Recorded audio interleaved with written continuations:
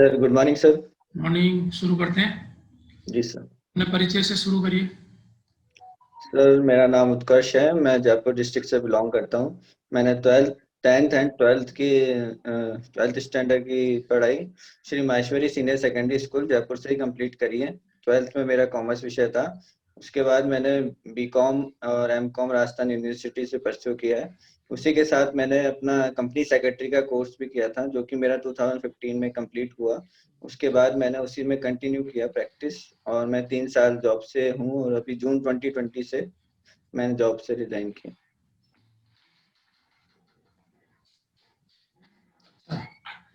Commerce में तो अच्छे ऑप्शन होते हैं, सीए होता है, सीएस होता है, फिर आपने प्रशासन में आने का क्यों सोचा? सर जैसे कि मैं कंपनी सेक्रेटरी की पोस्ट पे 3 साल तक काम किया, तब मैंने रियलाइज किया कि जो कॉमर्स की पोस्ट है उसमें जो डाइवर्सिटी है, मतलब डिफरेंट जो प्लेटफॉर्म है वो मेरे को प्रोवाइड नहीं हो रहे थे। जो कि मैंने एक प्रशासन में देखा कि मुझे अलग अलग डिफरेंट प्लेटफॉर्म मेरे को यहाँ पे मिल सकते हैं। साथ ही में सर, मैं जब मैं सीएस की जॉब पे काम कर रहा था, तो वहाँ पे कई डिप्राइव्ड लोगों से और वल्नरेबल सेक्शन से मेरी इंटरेक्ट हुआ, और मुझे लगा कि उनमें कहीं ऐसी सामाजिक कमियां हैं जो कि एक प्रशासन के थ्रू मैं दूर कर सकता हूँ। साथ ही में सर, प्रशासन में फाइनेंशियल स्टेबिलिटी और जॉब सिक्योरिटी है, तो मुझे ये बहुत सुटेबल जॉब लगी सर। ओके। अभी हाल ही में एक चीन और भारत के बीच ब्रह्मपुत्र नदी पर बांध को लेकर विवाद है। जी सर। क्या ये विवाद क्या है? सर अभी हाल ही में चीन ने जो ब्रह्मपुत्र नदी है उस पे डैम बनाने के लिए एक रिजोल्यूशन पास किया है वहाँ पे, और वो सबसे बड़ा डैम होगा चाइना का। और इसके कारण जो ब्रह्मपुत्र नदी में जो पानी है वो रुक जाएगा, और फिर बाढ़ के चांसेस भी हो सकते हैं, जो कि अरुणाचल प्रदेश और असम में इंडिया को हार्म कर सकते हैं, और बांग्लादेश को भी इससे हार्म हो सकता है।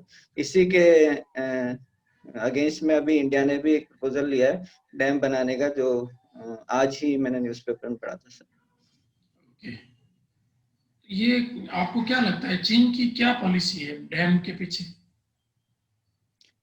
सर चीन भारत को सभी तरह से घेरना चाहता है, और इसके पीछे चीन का महत्वाकांक्षी पॉलिसी यही है कि सर वो पानी के लिए भी अब भारत को परेशान करे। तो सर ये है, और उनका एक दूसरा उद्देश्य बिजली इलेक्ट्रिसिटी जनरेट करना भी है, तो उस डैम के थ्रू वो भी वो करेंगे सर। ओके। क्या चीन और भारत के मध्य विवाद के प्रमुख कारण क्या है? सर चीन और भारत के मध्य सर मेन तो बाउंड्री डिस्प्यूट है, और जो अभी रिसेंटली पेंगोंग लेक में जो डिस्प्यूट हुआ जिसके कारण विवाद ज़्यादा बढ़ गया। उसके अलावा सर इंडियन ओशियन रीजन में भी चाइना का प्रभुत्व बढ़ता जा रहा है, उसकी स्ट्रिंग ऑफ पर्ल्स पॉलिसी, और सर उसी के साथ चाइना का इकोनॉमिक बढ़ना भी इंडिया के लिए खतरा है सर। ये जो स्ट्रिंग ऑफ पर्ल्स है, इसमें क्या कर रहा है चाइना? सर इसमें चाइना जो है इंडियन ओशियन में इंडिया को घेर रहा है, जिसमें वो जगह जगह बंदरगाह बना रहा है, जिसमें जैसे सितवे पोर्ट बना रहा है वो, चाबार पोर्ट के बगल में उसने पाकिस्तान में ग्वादर पोर्ट बनाया है, श्रीलंका में भी वो पोर्ट बना रहा है। तो इस तरह से वो एक स्ट्रिंग ऑफ पर्ल्स की एक रेंज बना रहा है, श्रीलंका के जिससे पोर्ट का क्या नाम है? सर जहाँ तक मैं याद कर पा रहा हूँ, हम्बन टोटा पोर्ट ऐसा। राइट। अच्छा, ये श्रीलंका में भी हाल ही में एक विवादित संशोधन हुआ है, उसकी जानकारी है आपको? सॉरी सर उसके बारे में। श्रीलंका की वर्तमान स्थिति क्या है? सर श्रीलंका भारत का एक पड़ोसी मित्र देश है, जो कि मैरीटाइम बाउंड्री से रिलेटेड है। उसकी वर्तमान स्थिति में सर अभी श्रीलंका जो है चाइना के कर्ज में डूबा हुआ है, जहाँ तक है उन्होंने हम्बनटोटा पोर्ट भी उनको दिया है। और सर यही। ओके। अच्छा, ये BRI प्रोजेक्ट क्या है? BRI project. BRI सर वो चाइना का sir belt and road initiative project है, जिसके थ्रू चाइना जो है सिल्क रूट को डेवलप कर रहा है सर, जिसमें वो इंडियन ओशियन के थ्रू भी और थ्रू लैंड भी वो डेवलप कर रहा है रूट इकोनॉमिक एक्टिविटी के लिए सर, जिसमें वो इंफ्रास्ट्रक्चर डेवलपमेंट और मैनी रेल प्रोजेक्ट्स और सारे प्रोजेक्ट्स चला रहा है, जिससे कि उसका भारत में, एक्सपोर्ट बढ़ सके। भारत को क्या आपत्ति है इसमें? सर भारत को इसमें आपत्ति ये है क्योंकि वो पाक ऑक्यूपाइड कश्मीर से जा रहा है BRI, जो कि ग्वादर पोर्ट तक जाएगा। तो वो हमारा एक सॉवरेन एरिया है और हमसे बिना परमिशन पूछे वो वहाँ पे इंफ्रास्ट्रक्चर डेवलपमेंट कर रहा है, तो इसलिए इंडिया जो है उसका अपोज कर रहा है। ओके। अच्छा, ये बताएं कि अभी सर्दी बढ़ गई है इन दिनों, जी सर। इसका क्या कारण हो सकता है राजस्थान में? सर इसका रीजन अल नीनो का इफेक्ट बता रहे हैं सर, जिसके कारण की सर्दी क्या नवंबर होती है में अल बढ़ नीनो? गई। सर अल नीनो एक सर अल नीनो एक हॉट ओशियनिक करंट होती है जो कि पैसिफिक साउथ पैसिफिक ओशियन में 3 डिग्री साउथर्न लैटिट्यूड से 24 डिग्री साउथर्न लैटिट्यूड में इफेक्ट करती है सर। इसके थ्रू जो गर्मी है, जिससे टेम्परेचर वहाँ इंक्रीज हो जाता है, वहाँ एयर प्रेशर कम हो जाता है, जिससे जो पेरू पोर्ट है उस पे तो वर्षा अधिक होती है और हमारे इंडियन रीजन में वर्षा कम होती है इफेक्ट से। वर्षा तो पश्चिमी राजस्थान में ज्यादा हुई है इस बार। सर इस पर वर्षा ज्यादा हुई है, बट इसके सर्दी के पीछे सर एक वेस्टर्न डिस्टरबेंस भी एक रीजन बताया जा रहा है, जो मेडिटेरियन सी से आ रहा है। ओके। अच्छा। अच्छा, एक ऐसा मंदिर है जिसमें जो जब सवारी खींची जाती है साल में एक बार, तो SDM उसकी रथ को खींचता है। राजस्थान में ऐसा कौन सा मंदिर है जिसकी रथ यात्रा में सारथी या सारथी SDM बनता है? सॉरी सर, इसके बारे में कोई आइडिया नहीं। हेलो। प्रश्न समझ पा रहे हैं मेरा? जी सर, सॉरी सर, इसके बारे में मेरे को कोई आइडिया नहीं है। अच्छा, ये बताएं कि जो अभिलेख है उनका राजस्थान के इतिहास लेखन में क्या योगदान है? सॉरी सर, किसका? अभिलेखों का, अभिलेख पढ़े आपने? अभिलेख। जी सर, अभिलेख। हाँ। सर इसमें अभिलेखों में सर शिलालेख भी होते हैं सर, जो जैसे कि बिजोलिया शिलालेख है, जो कि भीलवाड़ा के मंदिर में स्थापित है, जिससे कि हमें जो हिस्ट्री है, प्री हिस्ट्री का, हमें ऐतिहासिक जो महत्व है उसका पता लगता है और क्रोनोलॉजी भी पता लगती है सर अभिलेखों से। अच्छा, तो अभिलेखों के अध्ययन को क्या कहते हैं? Sorry sir. ओके। अच्छा, ये अभी आपने बिजोलिया अभिलेख का नाम लिया है, जी सर। क्या है इसका विषय वस्तु, क्या है? सर ये भीलवाड़ा के जैन मंदिर बिजोलिया में है, स्थित है, जिसमें उन्होंने जो चौहानों की उत्पत्ति का वर्णन किया सर, कि चौहान जो है वत्स गोत्री ब्राह्मण बिजोलिया शिलालेख में इन्होंने बताया सर। ओके। अच्छा, ये आपके जयपुर में काला डेरा क्यों प्रसिद्ध है, काला डेरा? सॉरी सर, इसके बारे में। ओके। अच्छा, और सांगानेरी प्रिंट है एक आपके वहाँ, जी सर। बताएं। सर सांगानेरी प्रिंट बेसिकली जो वाइट कपड़े पे जो फूल और पत्तियों की आकृति है वह बनाई जाती है। इसमें ज्यादातर डार्क कलर का यूज किया जाता है, जिसमें mostly red and black colour का यूज किया जाता है। ओके। और ये सर GI टैग में भी include है। अच्छा, ये केंद्र सरकार की एक भारतमाला परियोजना है, आपने पढ़ी है? जी सर। उसमें जयपुर का एक पार्ट शामिल किया गया, जयपुर में कुछ बन रहा है उसका। सर भारतमाला प्रोजेक्ट के through sir ring road Jaipur में डेवलप की जा रही है, जो कि 47 किलोमीटर जो पूरा है प्रोजेक्ट वो चल रहा है सर, एक जिसमें। कोटपुतली बाईपास है आपके वहाँ। सर इसका मेरे को आइडिया नहीं सर। Okay, okay. अच्छा, आपके वहाँ बौद्ध मंदिरों के अवशेष कहाँ मिले हैं जयपुर में? सर बैराट में बौद्ध मंदिरों के अवशेष मिले, विराट नगर विलेज। और बैराट क्यों प्रसिद्ध है इसके अलावा? सर बैराट एक ऐतिहासिक स्थल है जिसमें जो वहां से एक तो सर बाणगंगा नदी निकलती है, जो कि माना जाता है कि अर्जुन अर्जुन के तीर से निकली गई थी। और ओके। उसी के साथ वहां पे सर भाब्रू अभिलेख भी मिला था, जो कि कैप्टन बर्न को उस टाइम मिला था, जिसके थ्रू ये माना जाता है कि वह वहाँ बौद्ध धर्म का अ, ज्यादा योगदान रहा था। ठीक है, ठीक। अच्छा, अगर दो राज्यों के मध्य नदी जल विवाद हो तो किस अनुच्छेद के तहत उसमें समाधान किया जाता है? सॉरी सर, आर्टिकल तो मैं रिकॉल नहीं कर पा रहा हूँ। भारत के राष्ट्रपति का चुनाव किस अनुच्छेद के तहत होता है?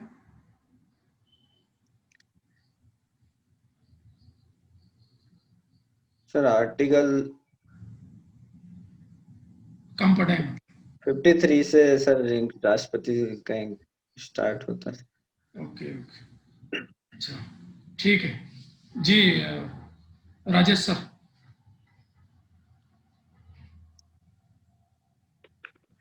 जी, उत्कर्ष जी हैं। Good morning sir. Good morning Utkarsh ji. Cooking आपकी हॉबी है? जी सर। क्या पका लेते हैं? सर राजस्थानी होम फूड, जैसे? जैसे सर दाल बाटी चूरमा और अलग अलग डिशेज, जैसे सब्जी रोटी, जो बेसिक डेली नीड में यूज होती है। अच्छा, प्रशासन में कुकिंग का क्या यूज लेंगे आप? सर कुकिंग हमें सर पेशेंस लेवल सिखाता है, क्योंकि जैसे ही कुकिंग हम जो भी करते हैं, डिश बनाते हैं, उसमें हम जितना हम समय उसको देते हैं वो ज्यादा उतनी प्रभावी होती है। वैसे ही प्रशासन में भी हमें पेशेंस, उससे मैं सीख सकता हूँ। साथ ही में सर कुकिंग में करने के लिए डेडिकेशन और थोड़ा सा लव का फैक्ट भी होता है, जिससे ज्यादा हम उसको अच्छे से बनाते हैं, उतना डेडिकेशन देते हैं, उतना ही वो अच्छी बनती है। वैसे ही प्रशासन में भी सर डेडिकेशन बहुत यूजफुल होता है। तो इन अच्छा, दोनों। एक बात कही जाती है कि दिल का रास्ता पेट से होकर जाता है। जी सर। इसको प्रशासन में कैसे हम ले सकते हैं, कैसे जोड़ सकते हैं इसको? सर प्रशासन में हम इसको इस तरह से जोड़ सकते हैं कि सर जो प्रशासन की धुरी है वो पब्लिक वेलफेयर पे से रिलेटेड है, जो कि जन सेवा ही प्रशासन का कार्य है। तो अगर हम जन सेवा में ज्यादा से ज्यादा इन्वॉल्व रहेंगे, तो वो हमें प्रशासन को निखारने में मदद करेगा सर, प्रशासन के अच्छा, कार्य। जैसे कोई आम जनता है, उग्र विरोध कर रही है या आपके उच्चाधिकारी हैं आपसे नाराज हैं, तो जी आप सर। उनको कोई डिश बनाकर खिलाएं तो काम चल सकता है क्या? सर अगर ऐसा पॉसिबल है तो मैं क्यों नहीं ट्राई करूंगा सर। अच्छा, चलिए। भारत चीन अभी विवाद बहुत चर्चा में है, जी लेकिन सर। एक अच्छी बात सामने आई है कि चीन ने भारत से कुछ खाद्य पदार्थ का आयात करने के लिए ऑर्डर दिया है। क्या मंगवा रहा है चीन हमसे? सॉरी सर, इसका भी मैं पढ़ा नहीं सर ये न्यूज़। चलिए, कोई बात नहीं। ये बताइए, अभी इंदिरा रसोई योजना, जी सर। इसके बारे में कुछ बताइए आप। सर इंदिरा रसोई योजना हाल ही में गवर्नमेंट ऑफ राजस्थान के द्वारा लॉन्च की गई है, जिसमें सर 8 रुपए में भोजन उपलब्ध कराया जाएगा, जिसमें 12 रुपए सब्सिडी गवर्नमेंट की तरफ से रहेगी। और उसमें सर 300 ग्राम सब्जी और 100 ग्राम रोटी एंड जो अचार वगैरह प्रोवाइड कराया जाएगा। और इसके लिए जगह जगह वैन और परमानेंट इस्टेब्लिशमेंट भी किया जा रहा है सर। और 213 निकाय में यह कम्प्लीटली चालू करी गई सर। अच्छा, तो इसका नाम कब चेंज किया गया? पहले कुछ और नाम था क्या इस योजना का? जी सर, ये अन्नपूर्णा रसोई योजना से इसको इंदिरा रसोई योजना किया गया। अच्छा, ये योजना कब शुरू हुई थी, नाम कब चेंज हुआ था, ये जानकारी है आपको? सर ये अभी रिसेंटली माननीय श्री हमारे श्री चीफ मिनिस्टर सर ने बजट में इसका घोषणा की थी और उसका भी रिसेंटली 2 महीने पहले ही इनॉग्रेशन किया गया सर, जहाँ तक मैं रिकॉल करता हूँ। अच्छा, अन्नपूर्णा योजना कब से शुरू हुई थी पहले? सर ये अन्नपूर्णा योजना सर 2016 में स्टार्ट की गई थी।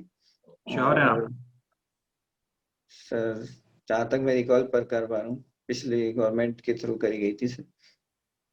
अच्छा, ये बताइए, ये योजनाओं का जो सरकारें चेंज होती है तो नाम चेंज कर देती है योजनाओं का, जी सर। ये सही है क्या? सर गवर्नमेंट करती है तो कुछ सोच के ही करती होंगी, और जिस तरह से गवर्नमेंट को अपनी उपलब्धियां भी बतानी पड़ती है तो उसके लिए शायद ये नाम चेंज करना सर मैं सही समझता हूँ। अच्छा, उपलब्धियां बताने के लिए नाम चेंज कर दिया जाना चाहिए। सर उपलब्धियां भी, और उसमें कुछ जो अमेंडमेंट हम कर सकते हैं जो कि हम उसको ज्यादा बेहतर कर सकें, तो वो नए नाम से नई स्कीम के थ्रू उसमें ज्यादा एफिशिएंसी होती है, मतलब ज्यादा उसको अच्छे से मैनेज मान किया जाता लीजिए आप आरएएस अधिकारी बन गए और आपने कुछ अच्छा कार्य किया अपने विभाग में और आपका ट्रांसफर हो गया, तो आपका जो कार्य है या जो काम किया है आपने, वो दूसरे अधिकारी को उसका श्रेय मिले या आपके उच्चाधिकारियों को उसका श्रेय मिले, ठीक है क्या ये? सर इसमें कोई दिक्कत नहीं है सर, मेरा काम सर पब्लिक सेवा करना है। अगर पब्लिक उससे खुश है तो इसमें मुझे कोई प्रॉब्लम नहीं होगी सर, चाहे श्रेय कोई भी ले। अच्छा, कॉमर्स बैकग्राउंड से हैं आप? जी सर। अ, भारत में बैंकिंग से संबंधित समितियों के नाम बता सकेंगे आप? सर एक KV Kamath committee, sorry sir committees के नाम में रिकॉल नहीं कर पा अच्छा, रखा गया। लोक प्रशासन आपने पढ़ा होगा। जी सर। आपने बिजनेस एडमिनिस्ट्रेशन में किया है, और एक अपन जो प्रशासन पढ़ते हैं अभी मेंस में पढ़ा आपने, दोनों में अंतर क्या है? सर प्रशासन का कार्य है अच्छा प्रशासन, सुदृढ़ प्रशासन, जिसमें सर नीति निर्माण से लेकर नीति क्रियान्वयन तक का कार्य प्रशासनिक अधिकारी को किया करना पड़ता है। सर लोक प्रशासन में सर जो कार्य है वो लोक केंद्रित होता है, लोग पब्लिक वेलफेयर से रिलेटेड सारे फंक्शन जो है उसमें करने पड़ते हैं सर। इसके लिए मेन मोटिव सर लोक कल्याणकारी कार्यों का करना होता है सर। अच्छा, चलिए ये बताइए, आज हमारे एक भूतपूर्व राष्ट्रपति का जन्मदिन है, नाम बताइए।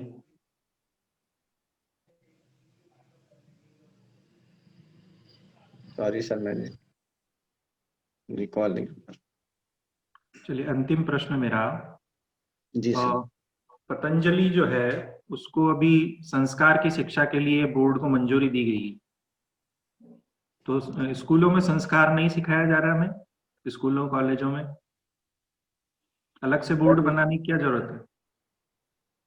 सर संस्कार सिखाए जा रहे हैं, परंतु पतंजलि को संस्कार के साथ सर ये योगा के लिए भी उनको थोड़ा बोर्ड को आयोजित किया गया है। तो साथ में सर जो हमारे पुराने संस्कार है जिसको योगा के थ्रू हमें सिखाया जाता है, जिसमें सूर्य प्रणाम है और ये है, वो तो तो ये स्कूलों में सब। नॉर्मली सिखाया जा रहा है, वो तो स्पेशली संस्कार के लिए अलग बोर्ड गठित करना कहाँ तक उचित है? जो अभी सर से विद्यमान संस्थाएं हैं उनमें ही सुधार की आवश्यकता किया जा सकता था। जी सर, मैं आपकी बात से बिल्कुल सहमत हूँ, सुधार किया जा सकता था, परंतु अगर अलग से हम बोर्ड बनाएंगे तो उसमें हम ज़्यादा फोकस कर पाएंगे सर। और जो इसके थ्रू जो हमें ये पुराने एक संस्कार हैं वो बच्चों को ज़्यादा अच्छे से समझ में आ पाएगा सर, इसलिए ये बोर्ड की औचित्य सही। ठीक है, धन्यवाद। थैंक जी you Lalit. Hello hello. Sir. Hello, good morning sir. Good morning. Utkarsh Sangi बोल रहे हैं? जी सर। उत्कर्ष उत्कर्ष जी, आपने तो कॉमर्स पढ़ी है, सीएस कर रखा है जी और सर। आप सीएस के रूप में सर्विस भी कर रहे हैं। जी सर। तो सीएस की तो अच्छी पैकेज होती है। आप इस आरएस या स्टेट सर्विसेज में क्यों आना चाहते हैं? सर सीएस में सर ये आपका कहना बिल्कुल सही है कि सीएस की सर्विस अच्छा होती है, ऑल्दो मेरा पैकेज भी अच्छा है। बट फिर भी सर मैं जहाँ काम करता हूँ मेरे को एक डेली रूटीन वर्क फॉलो करना पड़ता है जो मेरे जिससे मैं सेटिस्फाई नहीं हो पा रहा हूँ सर। जैसे कि प्रशासन में मुझे अलग अलग प्लेटफॉर्म प्रोवाइड होंगे तो मैं ज़्यादा फील्ड एरिया में काम कर पाऊंगा। और सर जैसे कि मैं सीएस में काम कर रहा था तो उस समय जो मेरे को वीकर सेक्शन से जो मैं ऑल्दो मतलब मेरा इंटरेक्ट हुआ, तब मैंने जाना कि सर समाज में कितनी अभी भी नीड है जो कि मैं प्रशासन के थ्रू कर सकता हूँ सर। इसलिए मेरा सर रुझान प्रशासन में की तरफ बढ़ा और मैंने इसको ऑप्ट किया सर। क्या आप सम्मान कर चलते हैं कि एक प्रशासनिक अधिकारी अपनी मर्जी से जो चाहेगा कर लेगा? सर मर्जी से नहीं सर, लेकिन अगर जो पावर्स हमें दी गई है उसी में अगर हम अच्छे से फंक्शन कर सकें तो एक यह बहुत सही होगा सर। अच्छा, तो आपने स्टेट सर्विसेज के बारे में जानकारी करी है? जी सर। स्टेट सर्विसेज राजस्थान में कब बनी?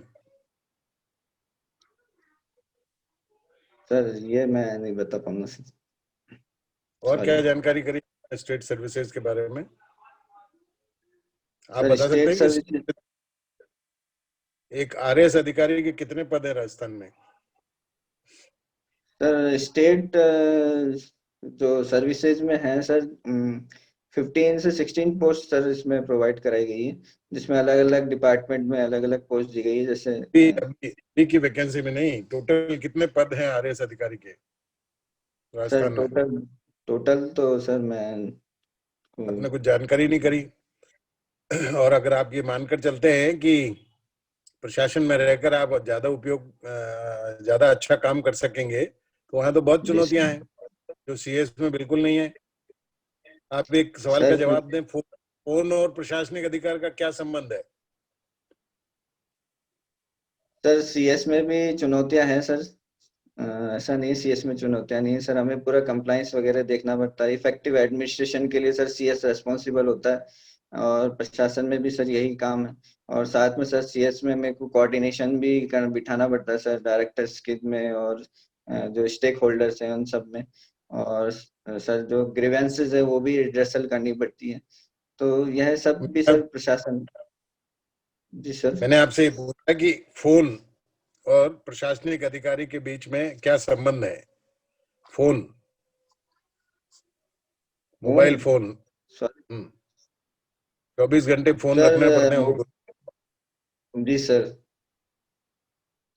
सर मोबाइल फोन और प्रशासनिक अधिकारी में सीधा संबंध है सर। अगर उनको जब भी कॉल किया जाएगा या उनको पता लगेगा कि कहीं पे कुछ भी कमी है या जहाँ हमें प्रस्तुत होना है, हमें अपनी सर्विस देनी है, तो फोन का ऑन रहना बहुत जरूरी है सर। इसके लिए सीधा सीधा संबंध है सर प्रशासनिक अधिकारी और फोन का। तो सीएस तो एक बार अपना ऑफिस का काम निपटा के घर जाके आराम से सो सकता है, बच्चों के साथ टाइम निकाल जी सकता सर। है, रिलैक्स कर सकता जी है। सर। एक जी सर। एडमिनिस्ट्रेटिव अफसर को तो ये मौका ही नहीं मिलता, छुट्टियां भी नहीं सर मिलती। यही तो सर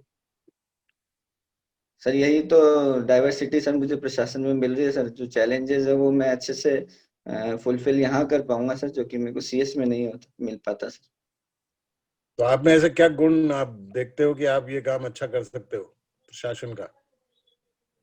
सर मैं ये मानता हूँ कि सर मैं कार्य को बैलेंस अच्छी तरीके से कर सकता हूँ। और सर जो जैसे मैं वर्कोहॉलिक भी हूँ तो मैं कार्य को ज़्यादा समर्पण भाव से करता हूँ सर। और सर जो कि टारगेट फोकस है मेरा हमेशा रहता है, तो मैं इसमें प्रशासन में भी इसका यूज कर पाऊंगा सर समर्पण अच्छे से। भाव से काम करते हो, लेकिन आपके उच्च अधिकारी आपके समर्पण भाव से संतुष्ट नहीं होते हैं।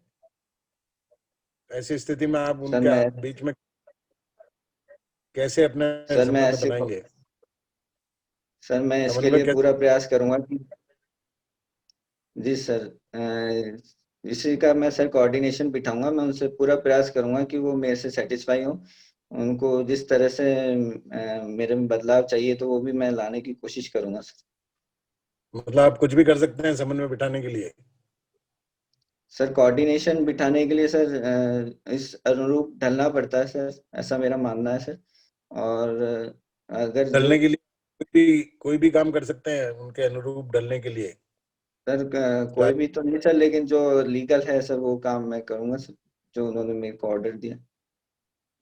वो तो कई बार इलीगल काम कराने के लिए ऑर्डर भी देते हैं और वो करने पड़ते हैं कई बार। आपको लगता है कि आप समन्वय बिठा पाएंगे? आप तो जी सीएस सर। हैं। जी सर, मैं इसमें बिल्कुल समन्वय बिठा पाऊंगा सर, मेरा काम ही यही है सीएस में समन्वय बिठाना। तो इस चीज में मेरे को नहीं प्रॉब्लम आएगी जहां तक मैं समझता हूँ। चलिए मुझे बताइए कि ये अपने यहाँ जो भारत में, प्राचीन भारत में अकाउंटिंग अकाउंटिंग सिस्टम कब शुरू हुआ था? सर लेखा। सर लेखा, जहाँ तक मैं रिकॉल कर पा रहा हूँ सर, ये प्राचीन भारत का तो सर को आइडिया नहीं है जो सर। आपने हिस्ट्री ऑफ अकाउंटिंग पढ़ी होगी ना आपने? सर सी- अकाउंटिंग एक्चुअली एक्चुअली सर जो सीएस का काम है वो सीए से बिल्कुल डिफरेंट होता है, तो उसमें अकाउंटिंग कॉन्सेप्ट कम आता है सर। तो इसलिए सर स्कूल टाइम पे मैंने पढ़ा था, जो रिकॉल नहीं कर पा रहा हूँ सर। सीएस कैडर कब प्रारंभ हुआ था हमारे देश में? Sorry sir. सीएस का प्रारंभ कब हुआ था हमारे देश में? सर प्रारंभ तो 1955 से हो गया था, लेकिन 1961 में आईसीएसआई जो institute of company secretary of India, उसकी स्थापना हुई थी। और तभी वहां से एक्ट बना के इसको लीगलाइज किया गया था सर। चलिए थोड़ा इतिहास के बारे में भी आपसे जानकारी लें। जी सर। ठीक है। सबसे पहले आईसीएस, भारत में आईसीएस सर्विस कब बनी? इंडियन सिविल सर्विस सबसे पहले कब शुरू हुई और किसने की? सर जहाँ तक मैं रिकॉल कर पा रहा हूँ 1833 के चार्टर एक्ट के बाद में सर आईसीएस सर्विस स्टार्ट की गई थी इंडिया में। तो कलेक्टर का पद किसने सृजित किया था? सर एग्जैक्ट नाम मैं नहीं बता पाऊंगा सर, सॉरी। प्रशासन और न्याय दोनों जी को, सर। राजस्व और न्याय प्रशासन को अलग करने के लिए पहला प्रयास किस गवर्नर जनरल ने किया था?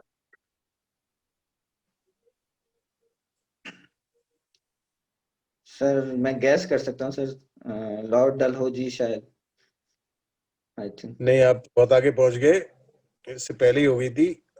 तो ये फिर मुझे बताएं कि आईसीएस की उम्र 21 से घटाकर 19 कर दी, ये किसने करी? एक मिनट रुकना, मेरा खत्म होने वाला। सर ये लॉर्ड रिपन के द्वारा की गई थी सर शायद। रिपन ने की थी। चलिए ये बताएं कि भारत में पहला डाक टिकट किस गवर्नर जनरल के समय जारी हुआ?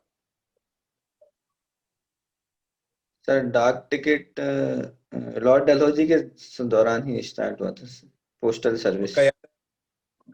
पक्का याद है? जी सर, पोस्टल वेरी सर्विस उन्होंने स्टार्ट की। Good, right answer. अच्छा आप मुझे बताएं कि आपदा प्रबंधन क्या है? सर आपदा प्रबंधन। डिजास्टर मैनेजमेंट, जब भी कोई प्राकृतिक आपदा उत्पन्न होती है सर देश में, तो उसके लिए जो मैनेजमेंट किया जाता है, जिसके लिए एनडीआरएफ की टीम अपॉइंट की गई है, तो वो इसको मैनेज कितने करती प्रकार कितने प्रकार के डिजास्टर होते हैं हमारे यहाँ? है। सर प्राकृतिक आपदाओं में सर जैसे चक्रवात है, बिजली कड़कना है सर, और बाढ़ वगैरह, और इस तरह के भूकंप जो भी है, इन सब में इंक्लूड होते हैं सर। सारी आपदाएं प्राकृतिक ही होती है? जी सर सारी जहाँ आपदाएं तक जी सर, एक जो अभी पेंडेमिक चल रहा है सर, इसको भी शायद डिजास्टर में इंक्लूड किया गया है। ये तो प्राकृतिक में आता है क्या? सर प्राकृतिक में ही आता है सर पेंडेमिक शायद। कैसे? ये तो मैन मेड बता रहे हैं। सर इसका अभी कोई कंफर्म पुष्टि नहीं करी गई सर डब्ल्यूएचओ द्वारा, तो इसको कह नहीं सकते सर लास्ट कुछ। में अब मेरा आखिरी क्वेश्चन है जी सर। कि जब भारत के लाल किले पर तिरंगा फहराया जा रहा था 15 अगस्त 1947 को, तो महात्मा जी सर। गांधी को क्यों नहीं बुलाया गया, कहाँ थे वो? सॉरी सर, मैं इसको नहीं बता पाऊंगा सर। चलिए, धन्यवाद। Thank you sir. जी राजेश सर।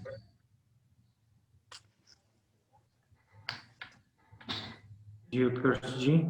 जी सर।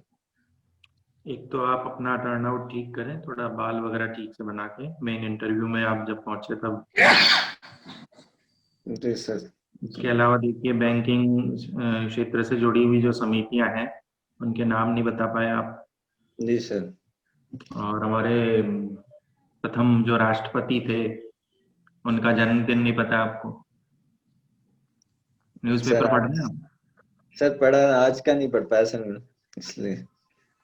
अच्छा, और भी जो जानकारियां हैं देखिए, आपके लोक प्रशासन या आप जो भी उत्तर देते हैं उसमें स्पष्टता नहीं रखते हैं, सबसे बड़ी कमी तो ये। ठीक है, टू द पॉइंट बोलिए, आप इधर उधर घुमा देते हैं उत्तर को, ये थोड़ा रवैया ठीक नहीं है। टू द पॉइंट बोलें, स्पष्ट रखें अपने उत्तर को। ठीक है, बाकी व्यक्तित्व आपका शांत है, लेकिन इसमें थोड़ी एनर्जी आप लेके आएंगे तो और अच्छा रहेगा। थोड़ा जी सर। मुस्कुराहट लाएं हल्की सी। ठीक है, व्यक्तित्व अच्छा आपका, शांत व्यक्तित्व है, लेकिन इसमें थोड़ी सी मुस्कुराहट और थोड़ी सी एनर्जी थोड़ी और बढ़ाइए आप। जी सर। और ललित सर बताएंगे आपको। शुभकामनाएं। जी जी उपाध्याय सर। जी सर। हाँ उत्कर्ष जी, राजेश जी ने जी आपको सर। बता दिया, एक तो आप भाषा जो है ना स्पष्ट जी नहीं है, सर। आप वाक्य पूरा नहीं बोलते, आधा वाक्य बोलते हैं, और शब्द भी कई बार आपके पूरे नहीं बोले जा रहे हैं। एक घबराहट हो रही है आपको, आत्मविश्वास होना चाहिए, एनर्जी लेवल आपका सही होना चाहिए, बिना घबराए। आप तो सीएस हैं, कितने लोगों से आपका पाला पड़ता है, उनको कैसे आप संतुष्ट करते हैं, तो थोड़ा सा आपका एनर्जी, पॉजिटिविटी आपके चेहरे पे होनी चाहिए। आपको ये नहीं लगना चाहिए कि मैं क्या कर पाऊंगा, मुझे कैसे पूछेंगे, ना।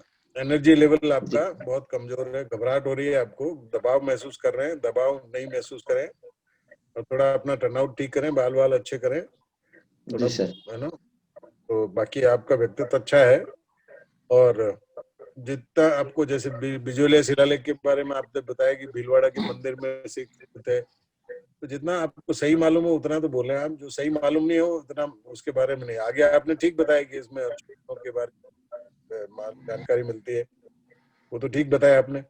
और आवश्यकता से अधिक उत्तर ना दें, टू द पॉइंट, जितना पूछा जाए उतना ही उत्तर दें, कम से कम शब्द, स्पष्ट शब्द बोलें, ठीक है। जी और सर। चेहरे पे थोड़ा सा, चेहरे पे पॉजिटिविटी लाएं, सकारात्मकता आपके चेहरे से नजर आनी चाहिए कि आप आरएएस बनने आए हैं, पक्का, जी है सर। ना, कर ही जाएंगे ये। जी सर।